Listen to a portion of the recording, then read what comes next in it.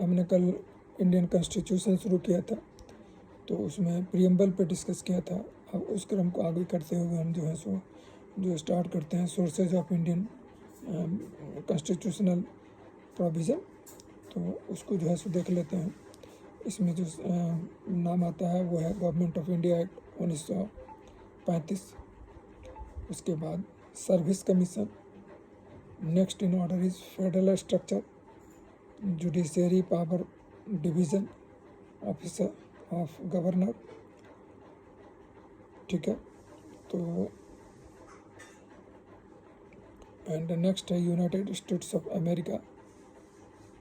तो ये जो गवर्नमेंट ऑफ इंडिया एक्ट है उसके अंतर्गत जो हमने पढ़ा उसमें क्या क्या लिया गया वो था वो, ठीक है ना, उसको आप उस हिसाब से समझिएगा। Under that head those things were incorporated. तो फिर से हम पढ़ देते हैं गवर्नमेंट ऑफ इंडिया एक्ट 1935। इससे जो इंडियन कॉन्स्टिट्यूशन के प्रोविज़न में जो है सोर्स में जो चीज़ ग्रहण किया गया वो था service commission, federal structure, judicial power of division and office of governor. ठीक है, उसके बाद यूनाइटेड स्टेट्स ऑफ अमेरिका से जो चीज़ लिया गया इंडियन कॉन्स्टिट्यूशन में या जो उससे अटैच्ड है वो है fundamental right, Supreme Court, impeachment process of Supreme Court and High Court जजेस, independence of judiciary and judicial review. ठीक है, प्रियम्बल बहुत हद तक उस पर जो है सो ड्राफ्टेड है। उसके अलावा इम्पीचमेंट ऑफ प्रेसिडेंट, नेक्स्ट है office of vice president and written constitution. These are taken from American constitution. Next in order is coming Canada. यहाँ से जो लिया गया वो लिया गया appointment of state governors by centre.